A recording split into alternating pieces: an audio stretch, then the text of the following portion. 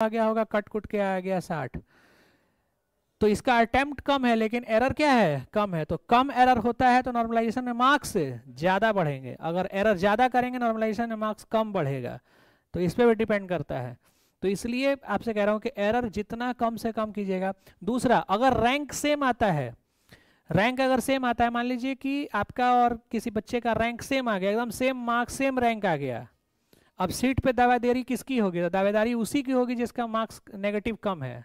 ठीक है, गेट में ये सारा रिजल्ट रैंक निकालने के लिए गेट का जब नोटिफिकेशन निकलता है तो उसमें पूरा फॉर्मूला दिया रहता है, एकदम लंबा सा बड़ा सा एक आपको फॉर्मूला मिलेगा, दुनिया भर का गुना करके, भाग करके, स्क्वायर करके, ब्रैकेट में इधर उधर करके एक लंबा सा फॉर्मूला देता है, और उसके नीचे वेयर लिखता है कहाँ पे क्या है, किस तरीके से ये रैंक डिसाइड होगा।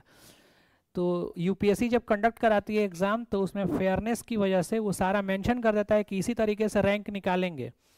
अगर आपको किसी से भी दिक्कत है कि भाई उसका भी मार्क्स सेम है हमारा भी सेम है, तो उसका रैंक पहले कैसे चला गया, तो फिर ओएमआर सीट निकाल करके और उस फॉर्मूले में सब कुछ डाल के सेट करके और निकाल दिया जाएगा एग्रीगेट मार्क्स कि आपका कितना आया उसका कितना आया, और उस पर डिसाइड हो जाएगा रैंक।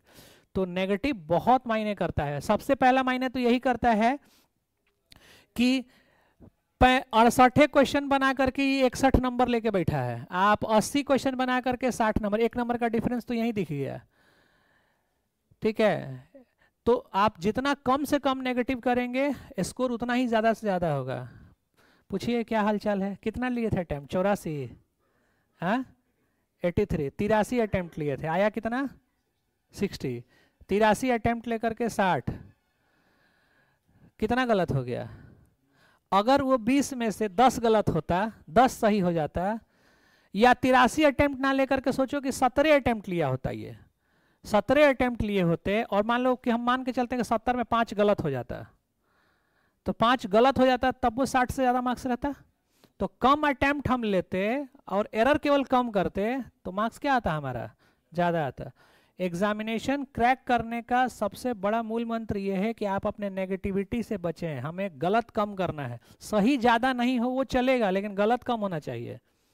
किसी भी एग्जाम में 100% स्कोर होता है नहीं, तो ये मान के चलिए कि 100 क्वेश्चन अगर है तो आपको 20-25 क्वेश्चन छोड़ के ही आना है।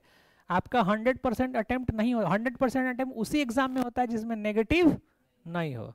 वहीं पे आराम से सीताराम, जय श्री राम, जय माँ दुर्गा, जय माँ विंध्यवासिनी करके और रंग दिया जाता है जहाँ नेगेटिव। लेकिन जहाँ नेगेटिव है वहाँ पे हमें बहुत ध्यान में रखना पड़ता है इसका। तो आप 20-25 क्वेश्चन आप हर एग्जाम में छोड़ करके ही आना है। तो हमको अगर 20-25 क्वेश्चन छोड़ के आना है तो हम क्यों फालतू खामखा जाएंगे, हम उसी क्वेश्चन पर अटेम्प्ट लेंगे जो हमको सही सही दिखे। ठीक है, तो इस चीज़ का हमेशा ध्यान रखिएगा कि नेगेटिव जो होता है वो ऑलवेज आपको डिग्रेड करेगा, डिक्रीज करेगा।